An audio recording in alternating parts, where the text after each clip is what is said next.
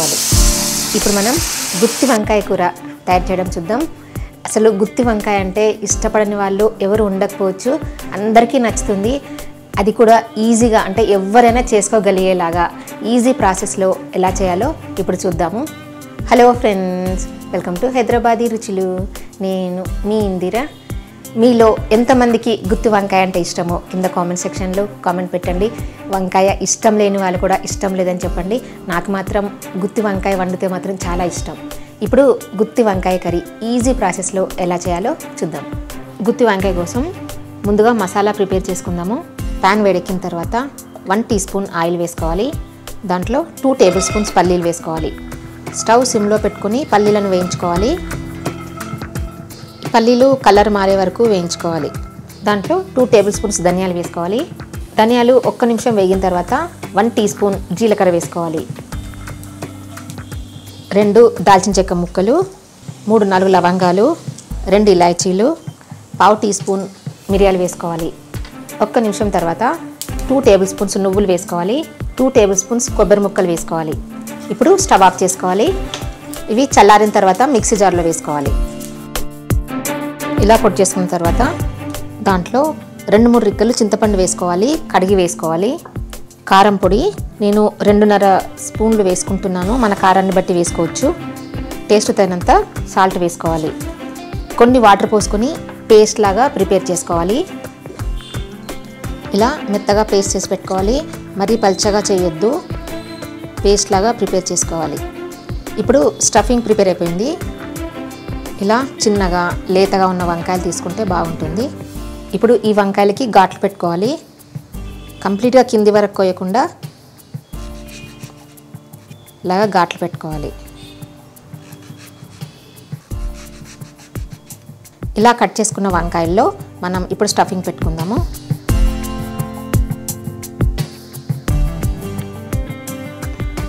ఈ స్టఫింగ్ మరీ పల్చగా చేస్తే వంకాయల్లోంచి వచ్చేస్తుంది, అందుకని ఎక్కువ పల్చగా చేయొద్దు.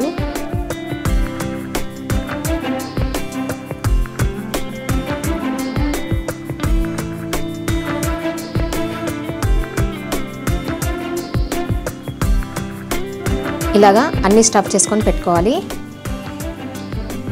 మిగిలిన స్టఫింగ్ని మనం కూరలో వేసుకుందాము. ప్యాన్ వేడెక్కిన తర్వాత 2 టేబుల్ స్పూన్స్ ఆయిల్ వేసుకోవాలి. దాంట్లో ఒక పెద్ద ఉల్లిపాయని ముక్కలుగా కట్ చేసుకొని వేసుకోవాలి. ఈ ఉల్లిపాయలు ట్రాన్స్పరెంట్ అయ్యే వరకు వేయించుకోవాలి. ఉల్లిపాయలు ట్రాన్స్పరెంట్ అవుతున్నప్పుడు 2 పచ్చిమిర్చి వేసుకొని కలుపుకోవాలి. 1/2 టీ స్పూన్ పసుపు, 1 టీ స్పూన్ అల్లం వెల్లుల్లి పేస్ట్ వేసుకోవాలి. ఇప్పుడు దీంట్లో మనం స్టఫ్ చేసుకున్న వంకాయలు వేసుకోవాలి. స్టవ్ సిమ్లో పెట్టుకోవాలి. మూత పెట్టుకుని 2-3 నిమిషాలు వేగనివ్వాలి.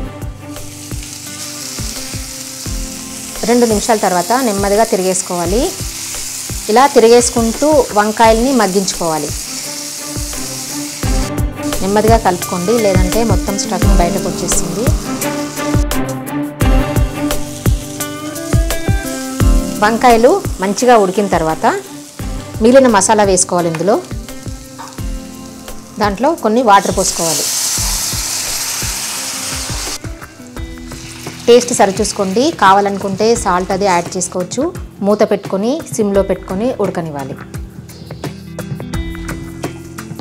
ఇదిగోండి, గ్రేవీ చిక్కబడింది కదా, ఆయిల్ కూడా పైకి తేలింది. ఇప్పుడు దీంట్లో పైనుంచి కొత్తిమీర వేసుకోవాలి. అంతే, చూసారు కదా ఎంత ఈజీగా ప్రిపేర్ చేసుకున్నామో.